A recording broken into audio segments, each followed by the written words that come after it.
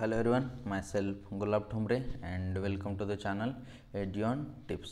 बघा पाठीमागच्या लेक्चरमध्ये आपण चार्ट बघितला होता आणि आता आपण त्याच्या पुढचा पार्ट जो बघणार आहोत आर एच फेटाकर्स 5 किंगडम क्लासिफिकेशन जे आपण बघणार आहोत. ओके, त्याच्याखाली खूप असं एकदम थिंग्स अशा सगळ्या एवढ्या कॉम्प्लिकेट केल्यात ना की आपल्याला काही कळत पण नाही. सो ते आपण आजच्या लेक्चरमध्ये बघणार आहोत. एकदम इझी आपण नोट्स वगैरे एक्स्ट्रॅक्ट केल्यात. सो डोंट वरी. आजच्या लेक्चरनंतर आय होप की तुमचं सगळं डाऊट्स वगैरे पूर्ण क्लिअर होईल आणि तो चार्ट किंवा तो जो पार्ट आहे जेवढा ते चार्टच्या खालचा तो एकदम तुम्हाला परफेक्ट डोक्यात सेट होईल. ओके, बघा पहिलं तर आर एच फेटाकर्स 5 किंगडम क्लासिफिकेशन जे 1969 ओके 1969ला दिलेलं. फेटाकर्स 5 किंगडम फेटाकर्स 5 किंगडम्स. 5 किंगडम्स कोणकोणते तर बाबा Monera, protista, फंगाय, Plantae, Animalia. Okay, Monera, protista, फंगाय, Plantae, Animalia.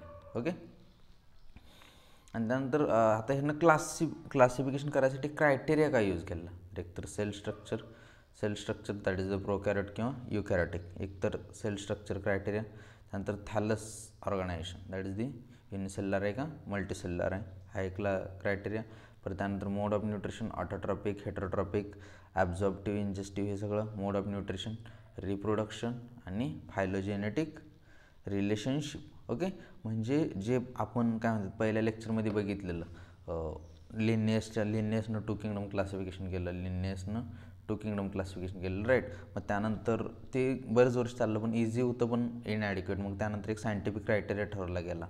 Okay, scientific criteria ठरला गेला. तो सायंटिफिक पूर्ण क्रायटेरिया त्यांना फॉलो केला आणि त्या सायंटिफिक क्रायटेरियानुसार मग आता क्लासिफिकेशन केलं जे आपण आत्ता आर एच फेटाकर्स क्लासिफिकेशन बघतोय. Okay, cell structure, thallus organisation, mode of nutrition, reproduction, phylogenetic relationship. Okay, phylogenetic relationship in the sense की ऑर्गॅनिझममधलं रिलेशनशिप काय किंवा त्यांचं जुन्या ह्याच्याशी रिलेशनशिप काय. Okay, that's it. ओके, आता जो खालचा जो एकदम कॉम्प्लिकेटेड पार्ट आहे ना तो कॉम्प्लिकेटेड पार्ट आपण दोन ह्याच्यामध्ये डिवाईड करला आहे. ओके, एक तर आर एच फेटाकरच्या क्लासिफिकेशनचं before, R H Whittaker before. Okay, बिफोरवाला पार्ट हा एक काय म्हणते अगोदर ह्याच्यामध्ये गेले. त्यानंतर आर एच फेटाकरनं काय केलं म्हणजे ॲक्च्युली काय केलं आर एच फेटाकर आफ्टर, म्हणजे आर एच फेटाकरच्या क्लासिफिकेशन नंतर काय काय झालं हे आपण बघणार. आर एच फेटाकरचं जे क्लासिफिकेशन आहे ना ते यायच्या अगोदर काय काय विषय होता, म्हणजे काय काय प्रॉब्लेम्स होते, काय काय इश्यू होता. आणि त्यानंतर आर एच फेटाकर आल्यानंतर त्यानं ते कशा गोष्टी सगळ्या सॉर्ट आऊट केल्या, म्हणजे त्याच्या क्लासिफिकेशन गोष्टी कशा सॉर्ट आऊट केल्या ह्या गोष्टी आपण म्हणजे आजच्या लेक्चरमध्ये बघणार आहोत. सो दोन पार्टमध्ये डिवाईड केलं आपण, एक तर आर एच फेटाकरच्या क्लासिफिकेशन बिफोर आणि आर एच फेटाकरच्या क्लासिफिकेशन नंतर. Okay, earlier classification issues. Okay, हे आता आपण आर एच फेटाकर अजून आता सध्या हे करायचं की बाबा आपल्याला अजून आर एच फेटाकरचं क्लासिफिकेशन नाही, आपल्याजवळ फक्त दोनच किंगडम आहेत. ओके, 2 किंगडम आहेत. एक तर कोणते लिनियसनं दिलेले प्लांटे आणि ॲनिमेलिया अशा 2 किंगडम आहेत. ओके, लिनियसनं दिलेला प्लांटे आणि ॲनिमेलिया अशा 2 किंगडम आहेत. अजून आर एच फेटाकरची 5 किंगडम क्लासिफिकेशन आलेली नाही आहे. ओके, आता त्यानुसार काय काय आपल्याला all with the cell wall grouped under plants. Okay, all with म्हणजे जेवढ्याकडे सेल वॉल होती तेवढे सगळे प्लांट्सच्या अंडर आले. कारण बघा आपण इथं बघितलेलं here we have seen cell wall present, सगळे कशाच्या अंडर येणार प्लांट्सच्या अंडर येणार ऑब्व्हियसली, कारण बाकीच्यांचं कन्फर्म नव्हतं. आपल्याला फक्त 2च क्लासिफिकेशन आहेत आपल्याकडे, एक तर प्लांटे आणि another one is the Animalia. म्हणजे जेवढे फंगायचे मेंबर असू दे किंवा ह्यातले पण काही ज्याच्याकडे आहेत सेलवॉल आहे ते सगळे प्लांटेकडे येणार, ज्याच्यामध्ये सेलवॉल नाही आहे ते सगळे ॲनिमलने जाणार.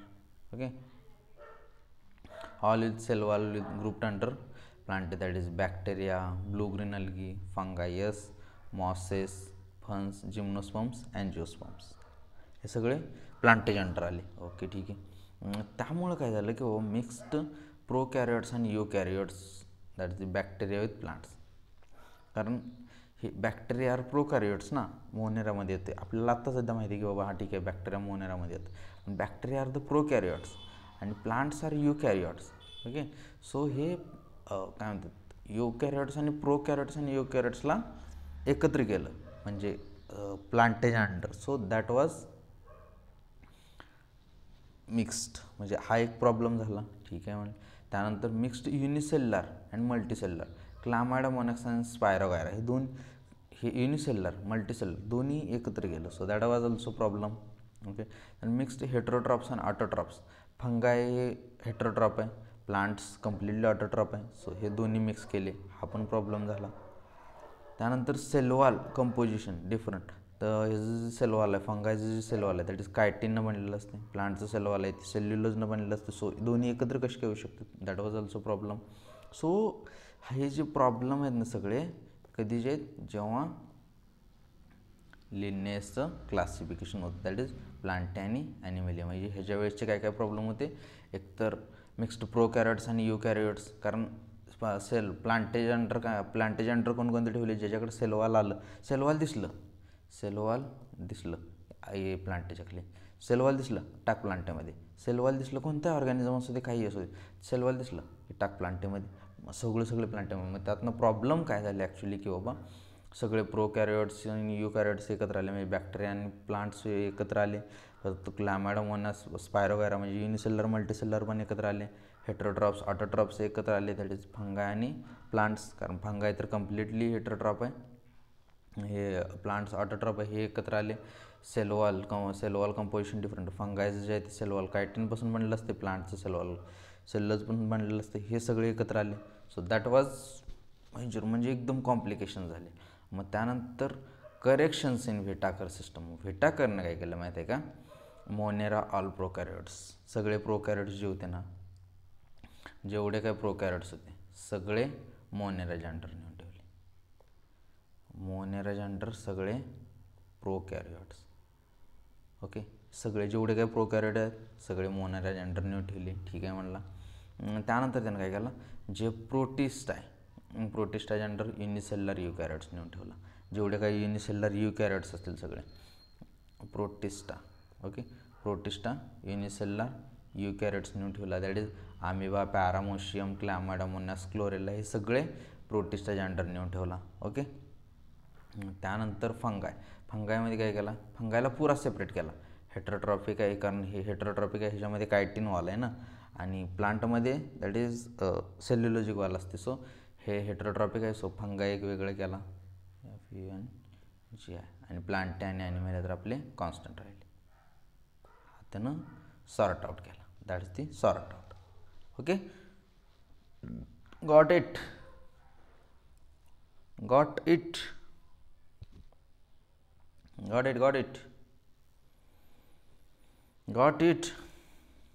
म्हणजे काय झालं आहे माहिती आहे का, ॲक्च्युली हा जो एवढा जो खालचा पार्ट आहे ना एकदम कॉम्प्लिकेटेड करून दिला आहे, NCERTमध्ये एकदम लय कॉम्प्लिकेट केला आहे.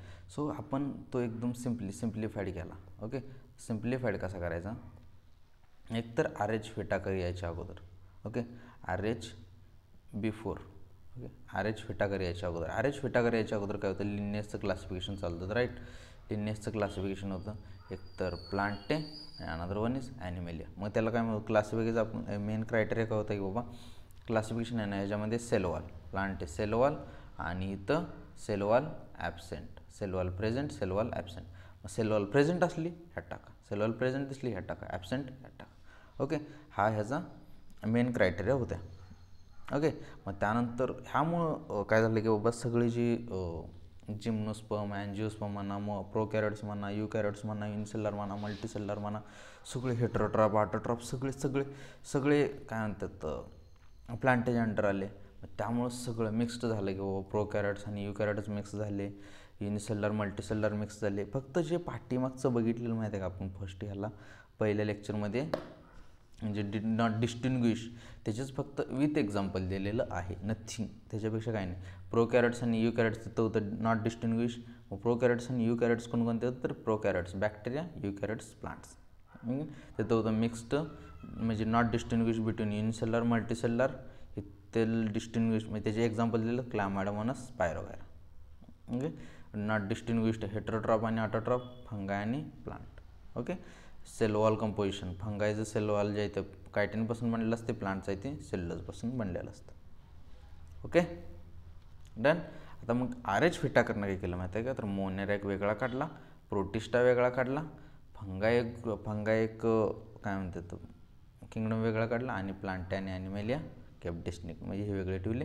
म्हणजे ह्या दोन किंगडम जे आहेत ना हे कॉन्स्टंट राहिले आणि ह्याच्या खाली जे येणारे ऑर्गॅनिझम होते ना सगळे ह्याच्या बाकीचे वेगवेगळीकडे गेले.